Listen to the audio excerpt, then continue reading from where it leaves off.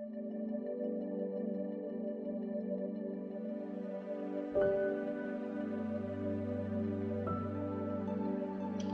عہد نامے میں سے افسیوں کے خط کا مطالعہ جاری رکھتے ہوئے آج ہم دوسرے باب کی 11ویں آیت سے 22ویں آیت تک غور کریں گے، اور یہاں پر یہ لکھا ہے: بس یاد کرو کہ تم جو جسم کی روح سے غیر قوم والے ہو، اور وہ لوگ جو جسم میں ہاتھ سے کیے ہوئے ختنے کے سبب سے مختون کہلاتے ہیں، تم کو نامختون کہتے ہیں۔ اگلے زمانے میں مسیح سے جدا اور اسرائیل کی سلطنت سے خارج اور وعدہ کے عہدوں سے ناواقف اور نا امید اور دنیا میں خدا سے جدا تھے، مگر تم جو پہلے دور تھے اب مسیح یسوع میں مسیح کے خون کے سبب سے نزدیک ہو گئے ہو، کیونکہ وہی ہماری صلح ہے، جس نے دونوں کو ایک کر لیا اور جدائی کی دیوار جو بیچ میں تھی ڈھا دیا۔ چنانچہ اس نے اپنے جسم کے ذریعہ سے دشمنی، یعنی وہ شریعت جس کے حکم ضابطوں کے طور پر تھے، موقوف کر دی، تاکہ دونوں سے اپنے آپ میں ایک نیا انسان پیدا کر کے صلح کرا دے، اور صلیب پر دشمنی کو مٹا کر اور اس کے سبب سے دونوں کو ایک تن بنا کر خدا سے ملائے، اور اس نے آ کر تمہیں جو دور تھے اور انہیں جو نزدیک تھے دونوں کو صلح کی خوشخبری دی، کیونکہ اسی کے وسیلہ سے ہم دونوں کی ایک ہی روح میں باپ کے پاس رسائی ہوتی ہے۔ بس اب تم پردیسی اور مسافر نہیں رہے، بلکہ مقدسوں کے ہم وطن اور خدا کے گھرانے کے ہو گئے، اور رسولوں اور نبیوں کی نیو پر، جس کے کونے کے سرے کا پتھر خود مسیح یسوع ہے، تعمیر کیے گئے ہو۔ اسی میں ہر ایک عمارت مل ملا کر خداوند میں ایک پاک مقدس بنتا جاتا ہے، اور تم بھی اس میں باہم تعمیر کیے جاتے ہو، تاکہ روح میں خدا کا مسکن بنو۔ پاک کلام کا پڑھا اور سنا جانا ہم سب کے لیے باعث برکت ہو۔ میرے عزیزو، آپ سب کو پتہ ہے کہ ہم افسیوں کے خط کا مطالعہ جاری رکھے ہوئے ہیں، اور جیسے میں نے آپ کو بتایا تھا کہ خدا کا بندہ پالوس ہماری مدد کرتا ہے، اور خاص طور پر اس موضوع پر کہ یسوع مسیح پر ایمان لانے کے وسیلہ سے ہمیں نئی زندگی ملتی ہے، اور جب ہمیں نئی زندگی ملتی ہے تو پھر ایک نیا معاشرہ بنتا ہے۔ اور ابھی تک جو ہم آیات کو جو پیغامات کا سلسلہ چل رہا ہے وہ نئی زندگی اور نئے معاشرے کے بارے میں ہے، کہ جب ایک نیا انسان بن گیا اور پھر ایک نہیں بہت سارے انسان نئے بن گئے، اب نیو کریشن ہے، نئے مخلوق ہیں، تو پھر ایک نیا معاشرہ، ایک نئی سوسائٹی جنم لیتی ہے۔ اور اس حصے میں پالوس رسول کے سامنے دو طرح کے لوگ ہیں، ایک وہ جو پیدائشی طور پر یہودی ہیں، اسرائیلی ہیں، خدا کے وعدے کے شریک ہیں، خدا کی قوم ہے، اور دوسری طرف وہ جو غیر یہودی ہیں، وہ چاہے کسی بھی قوم سے ہوں، لیکن چونکہ وہ یہودی نہیں ہیں، اس لیے اب پالوس کے سامنے دو طرح کی آڈینس ہیں، دو طرح کے لوگوں سے وہ مخاطب ہے، ایک یہودی اور دوسرے غیر قوم لوگ۔ اور اگر چلیں ہم دور کی بات نہیں کرتے، ہمارے نزدیک ایک سٹیٹ ہے، ہم اسے آزاد کشمیر کہتے ہیں، اور لگ بھگ تقریباً کوئی 20 سال یا شاید اس سے زیادہ، 20 سال تو ہوئے، مطلب ارتھ کویک کو جب آزاد کشمیر میں زلزلہ آیا 2005 میں، اس سے بھی چند سال پہلے کی بات ہے کہ ایک مسیحی لڑکی کی ڈیتھ ہو گئی، اور یہ سارے پنجابی مسیحی ہیں جو آزاد کشمیر میں جا کر روزگار کے لیے وہاں پر شفٹ ہوئے۔ اب ایک بچی کی ڈیتھ ہوئی، اور وہاں پر اس کو دفن نہ کرنے دیا گیا، اس لیے کہ وہ اس علاقے کے یا اس خطے کے لوگ نہیں تھے، وہ پاکستانی ہیں، پھر پنجابی ہیں، اور پھر کرسچن ہیں، اس لیے انہوں نے اجازت نہ دی کہ یہاں پر اس کو دفن کیا جائے۔ اس کا کیا مطلب ہے؟ مطلب یہ ہے کہ وہ سمجھتے ہیں کہ یہ جو ہماری اسٹیٹ ہے، یہ جو ہمارا ملک ہے یا جو ہمارا خطہ ہے، اس پر ہمارا ہی حق ہے، اور کوئی دوسرے ملک کا آ کر یہاں پر کوئی بھی کسی طرح کے اس کو حقوق نہیں ہے۔ وہ نہ تو زمین خرید سکتا ہے، نہ وہ اپنا مردہ وہاں پر دفن کر سکتا ہے۔ اس سے کیا ظاہر ہوتا ہے کہ اگر ہم کسی پردیس کے ملک میں ہیں، کسی اجنبی ملک میں ہیں، تو ہمیں وہ حقوق حاصل نہیں ہے جو وہاں کے مقامی رہنے والوں کو ہیں۔ اور یہ بڑا مشہور واقعہ ہوا جب وہ اس کو 2-3 دن تک دفن نہ کر سکے، مجبوراً ان کو راولپنڈی لا کر اس ڈیڈ باڈی کو دفن کرنا پڑا۔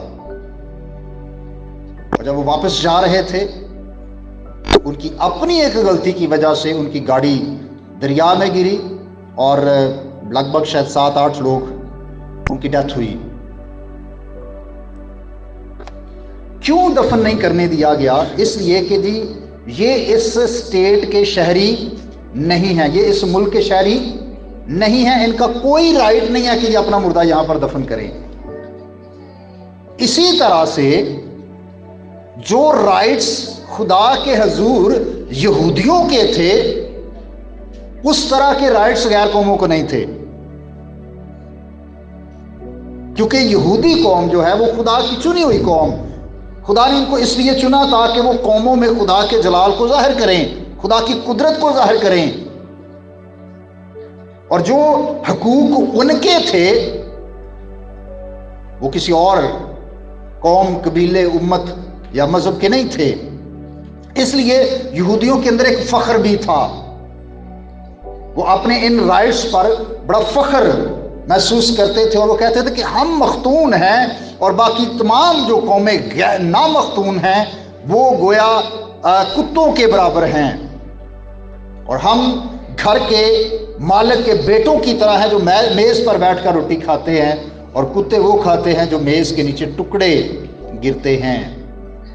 یقیناً آپ کو یاد ہے کہ مسیح خداوند کے پاس جب ایک سور اور سیدا کی جو غیر قوم عورت تھی وہ آئی، تو یسوع مسیح نے اس کے سامنے یہی محاورہ کہا تھا کہ لڑکوں کی روٹی لے کر کتوں کو ڈال دینا۔ تو مسیح خداوند نے وہی جو اس دور میں، اس کلچر میں جو لوگوں کے ذہن میں تھا، یسوع مسیح نے سیم وہی بات کی۔ اب یہودیوں کے اندر یہ فخر ہے کہ ہم خدا کے لوگ ہیں، ہم خدا کی چنی ہوئی قوم ہیں، اور جو خدا کے حضور ہمارے حقوق ہیں وہ کسی اور قوم کے نہیں ہیں، اس لیے وہ دیگر قوموں سے نفرت کرتے تھے۔ اور پولس رسول نے کہا کہ اب 2 طرح کے مطلب آڈینس ہیں، ایک وہ جو یہودی ہیں اور انہیں اپنے یہودی ہونے پر بہت فخر ہے، دوسری طرف جو غیر قوم والے ہیں جن کے کوئی حقوق نہیں ہے اس طرح سے خدا کے حضور۔ آگے چل کر ہم دیکھیں گے تو اب یہاں پر یہ 2 مختلف طرح کے لوگ ہیں، لیکن یسوع مسیح میں آ کر دونوں ہی کی شناخت چینج ہو گئی ہے، بلکہ دونوں ہی ایک تیسرا ہم جسے طبقہ کہہ سکتے ہیں، یا ایک تیسرا جو ایک بردرہڈ ہے اس میں ان کو قائم کیا گیا۔ اور جو یسوع مسیح ہماری صلح ہے، اگر ہم صلح سے پہلے کی حالت پر غور کریں تو لکھا ہے 11ویں آیت میں، اب غیر قوموں سے پولس مخاطب ہے اور کہتا ہے کہ پس یاد کرو کہ تم جو جسم کے روح سے غیر قوم والے ہو، اور وہ لوگ جو جسم میں ہاتھ سے کیے ہوئے ختنے کے سبب سے مختون کہلاتے ہیں تم کو نامختون کہتے ہیں۔ گویا یہ ایک طرح سے نا حقارت کے طور پر بھی یہ لفظ وہ استعمال کرتے تھے کہ تم تو ہو ہی نامختون۔ اور 12ویں آیت میں بتایا گیا کہ کیا کیا محرومیاں تھی، کیا کیا ان کی حالت تھی اس صلح سے پہلے۔ لکھا ہے کہ مسیح سے جدا، یہاں پر 5 باتیں ایک آیت میں بیان کی گئی ہیں کہ جو غیر قومیں تھی ان کے پاس وہ کیا تھا۔ سب سے پہلی بات مسیح سے جدا تھے، دوسری بات اسرائیل کی سلطنت سے خارج تھے۔ میں نے آپ کو ایک سلطنت کی بات ابھی سنائی ہے کہ وہ جو سلطنت سے خارج ہے اس کو کوئی حق نہیں ہے کہ وہ کسی بھی طرح کی سہولت وہاں پر حاصل کرے، زمین خرید سکے یا اپنا ذاتی مکان بنا سکے یا اپنا مردہ دفن کر سکے، اس کو حق نہیں ہے۔ تو اسرائیلیوں کو، اسرائیل کی سلطنت سے وہ کیا تھے؟ خارج تھے، جو غیر قوم تھے۔ اور پھر کیا تھا؟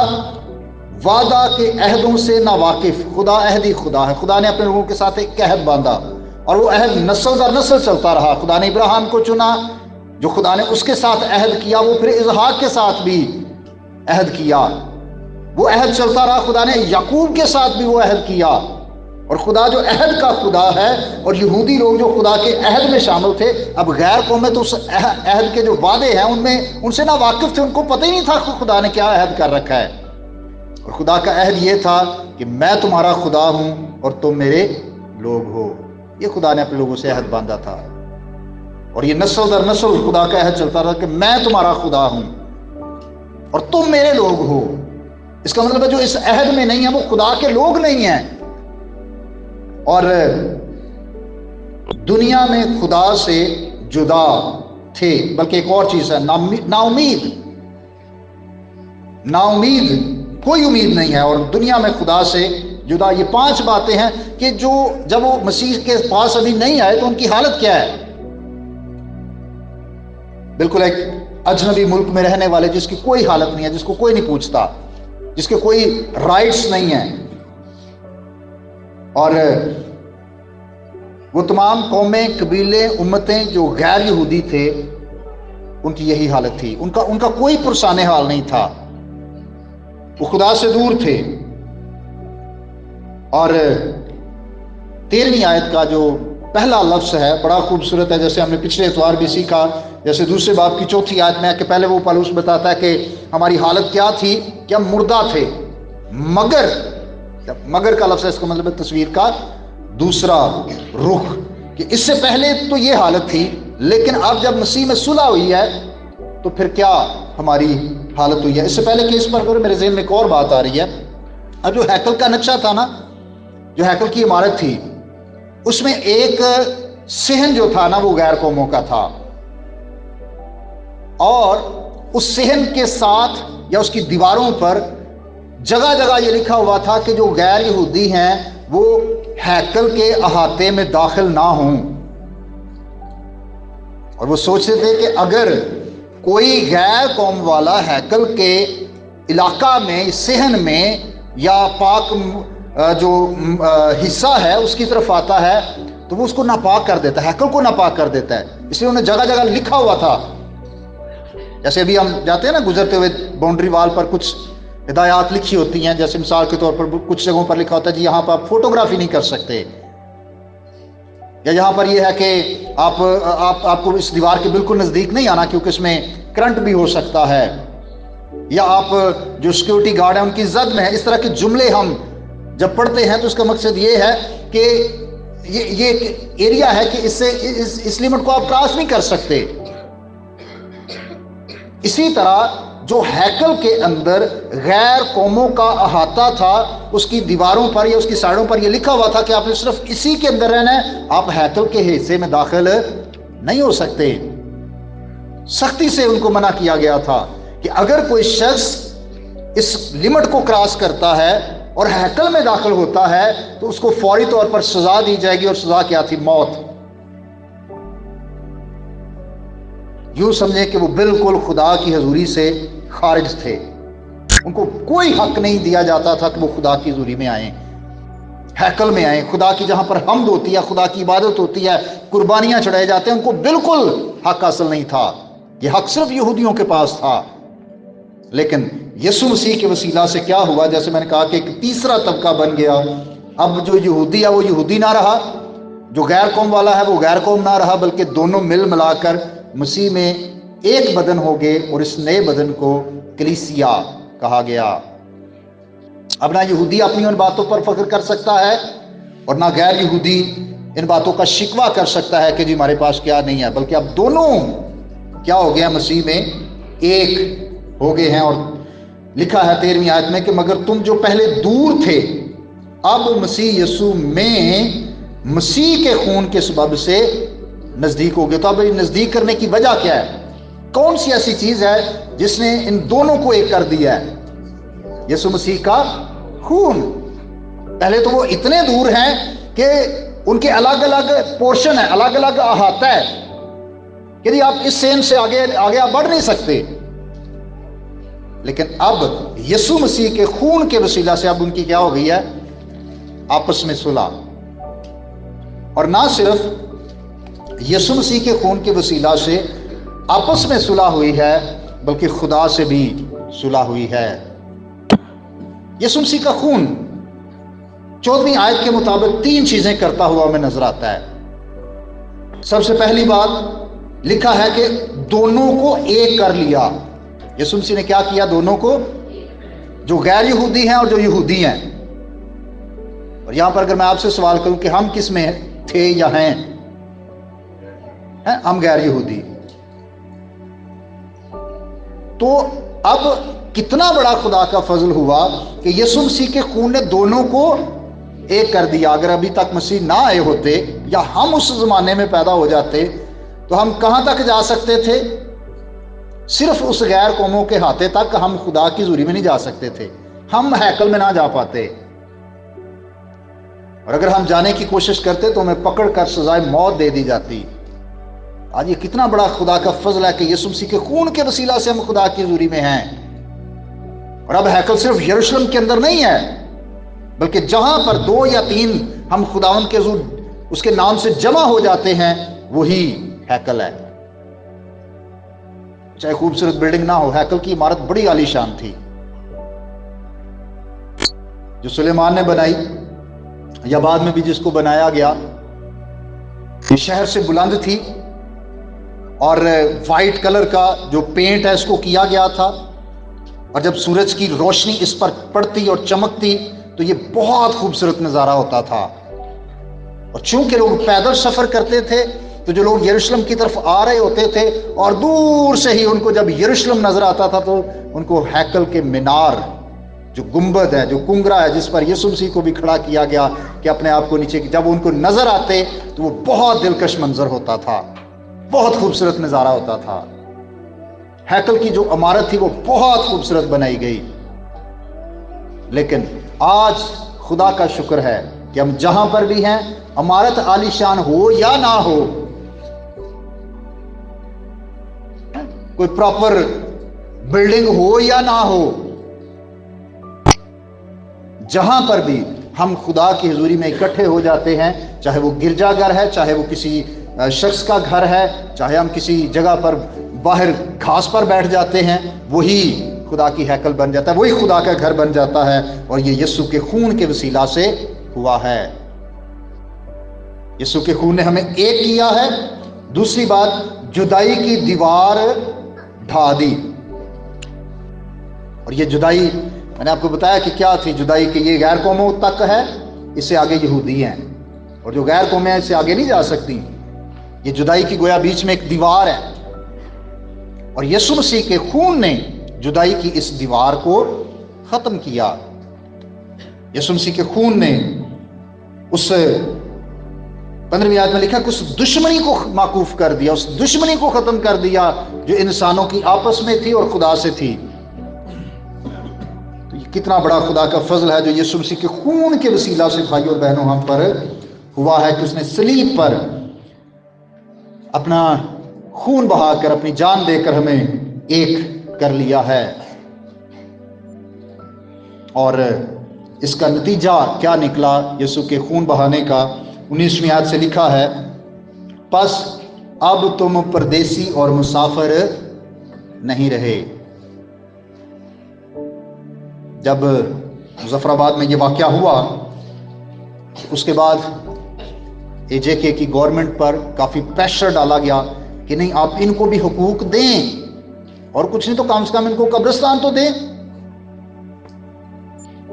اور پھر کیسی جگہ پر قبرستان دے دیا گیا جو آبادی سے بہت دور، بہت پہاڑ پر اور بہت سخت زمین. مجھے موقع ملا کہ کسی ایک جنازے پر میں جب وہاں پر تھا، خدمت کر رہا، تو جا سکا. بہت مشکل، وہ بالکل ایسا ایریا، وہاں پر قبر نکالنا اتنا آسان نہیں تھا، اور ابھی بھی ایسا ہے کہ بہت مشکل ہے. اب کیا ہے، ان کو گویا تھوڑے سے حقوق لیکن ہیں وہ بھی پردیسی اور مسافر، ابھی بھی وہ زمین نہیں خرید سکتے۔ انسان کیا کرتا ہے؟ تھوڑی سی لچک پیدا کرتا ہے، لیکن یسوع مسیح کے خون کے وسیلہ سے اب ہمیں خدا کے حضور کیا استحقاق حاصل ہوا ہے کہ اب ہم پردیسی نہیں رہے جی، یہ تو غیر ملک والے ہیں جی، اب تو میں خدا کے گھرانے میں ہم شریک ہو گئے ہیں یسوع کے خون کے وسیلہ سے۔ جو یہودی ہے وہ یہودی نہیں رہا، جو یونانی ہے وہ یونانی نہیں رہا، جو رومی ہے وہ رومی نہیں رہا، جو پاکستانی ہے وہ پاکستانی نہیں رہا، بلکہ اب یسوع کے خون کے وسیلہ سے ہم خدا کے فیملی ممبرز بن گئے ہیں، اور ہم سب مل کر ایک ہی باپ کی ستائش کرتے ہیں اور مل کر ہمیشہ یہی کہتے ہیں، اے ہمارے باپ۔ اور یہ یسوع کے خون کے وسیلہ سے ہوا کہ اب ہم خدا کا گھرانہ بن گئے ہیں، اب ہم یسوع مسیح پر ایمان لا کر خدا کے بیٹے اور بیٹیاں بن گئے ہیں۔ اور مجھے امید ہے کہ اب سارے اس انڈرسٹینڈنگ کو حاصل کر چکے ہیں کہ ہم یسوع کے بیٹے اور بیٹیاں نہیں بنتے، بلکہ یسوع کے وسیلے سے خدا باپ کے بیٹے اور بیٹیاں بنتے ہیں، اور یسوع کے ساتھ ہمارا رشتہ بھائی والا ہے، اور وہ بڑا بھائی ہے اور حقیقی بیٹا ہے خدا کا، جو میراث اس کی ہے وہی میراث لے پالک بیٹے اور بیٹیوں کی بھی ہے۔ اور اب ہم خدا کے گھرانے میں شریک ہو گئے ہیں، اور مقصد کیا ہے؟ 22ویں آیت کے آخری حصے میں لکھا ہے، تاکہ روح میں خدا کا مسکن بنو۔ ہمیں خدا کے گھرانے میں شامل کرنے کا جو مقصد ہے خدا کا، وہ کیا ہے؟ کہ ہم سب مل کر کیا کریں؟ خدا کا مسکن بنے، خدا کی عمارت بنے، خدا کی کھیتی بنے، خدا کا گھر بنے، ہم سب ایسے بنے کہ خدا مسکن کرے، خدا سکونت کرے، خدا اپنا گھر ہمارے درمیان بنائے۔ تو یاد ہو کہ میں نے کافی سال پہلے ایک گیت جو کلیسیاؤں میں گایا جاتا ہے کہ تیرے گھر وچ یسوع پھیرا پانا چاہتا ہے، میں ہم نے کلیسیا میں اس کو لفظ فرق کیے کہ نہیں، ہم اس طرح سے نہیں گائیں گے، بلکہ ہم گائیں گے کہ وہ گھر وچ ڈیرا ہے نا، کیونکہ وہ ہمیشہ مسلسل ہمارے درمیان رہتا ہے، وہ صرف پھیرا نہیں لگاتا ہمارے درمیان، وہ صرف چند لمحوں کے لیے ہمارے پاس نہیں آتا، وہ آ کے تو خدا کا روح ہم سے جدا نہیں ہو جاتا، بلکہ خدا ہمارے درمیان رہتا ہے اور اپنے بیٹے یسوع مسیح کے وسیلہ سے اپنے گھرانے میں شامل کرتا ہے، اور اس کا پاک روح جو ہمیشہ ہمارے دلوں میں سکونت کرتا ہے۔ مقصد کیا ہے؟ کہ ہم خدا کا گھر بنیں، ہم ایسی شخصیت بنیں کہ خدا یہاں پر رہے، ہمارا دل، ہماری زندگی ایسی ہو کہ خدا یہاں پر بسیرا کرے۔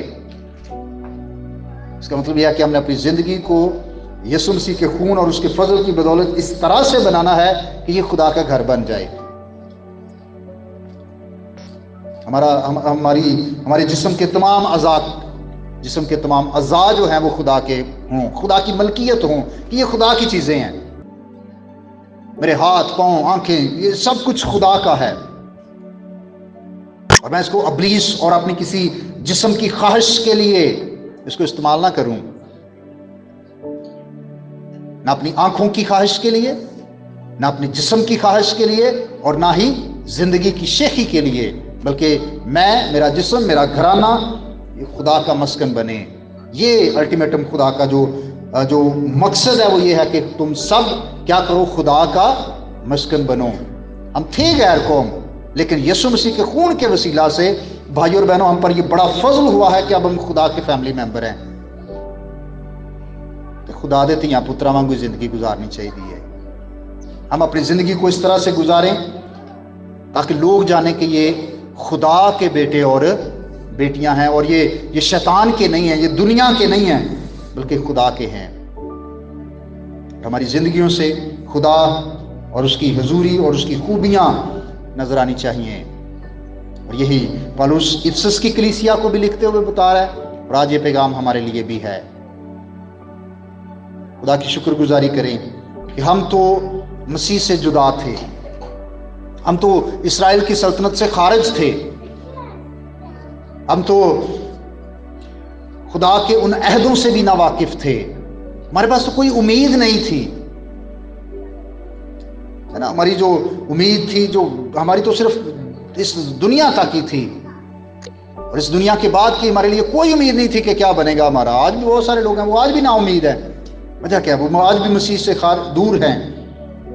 लेकिन हमें यीशु मसीह के खून के लिए उसकी शुक्रगुजारी करनी चाहिए कि उसने सलीब पर अपना खून दिया।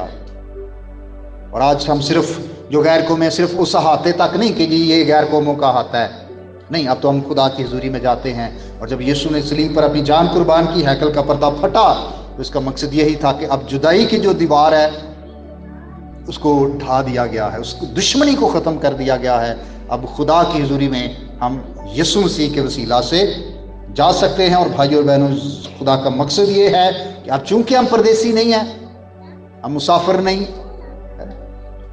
ये उस तरह से जिस तरह है ना, जैसे पतरस के खात में तो परदेसी और मुसाफिर ये है कि मतलब हमारी जिंदगी मुकसिर है, लेकिन रूहानी एतबार से अब हम लावारिस नहीं हैं। रूहानी एतबार से अब हमारा एक देश है, हमारा एक वतन है। और वो वतन कौन सा है? आसमान, जहां से हम अपने मुनज्जी यीशु मसीह के आने के परदेसी और मुसाफिर दुनिया के एतबार से हैं, लेकिन रूहानी एतबार से अब हम एक देश के मालिक हैं, और वो हमारा देश आसमान है। दुनियावी जिंदगी हमारी मुसाफराना है, लेकिन आसमान पर हम फिरते, आवारा फिरते नहीं रहेंगे, बल्कि खुदा की हुजूरी में रहेंगे। मकसद क्या है? ताकि हम खुदा का घर बने। अजीज भाइयों और बहनों, इस जिंदगी को हमें इस तौर से बसर करना है कि ये खुदा का घर बने, यहाँ पर खुदा की हुजूरी हो और हमारे जिस्म के अज़ा खुदा और उसके जलाल के लिए इस्तेमाल होते रहें। खुदा आप सबको इस कलाम के वसीला से बरकत बख्शे, आमीन। अब तक हमारा चैनल सब्सक्राइब नहीं किया तो अभी सब्सक्राइब करें और बेल आइकॉन को क्लिक करके हमारी लेटेस्ट वीडियोस के बारे में अपडेट जानें।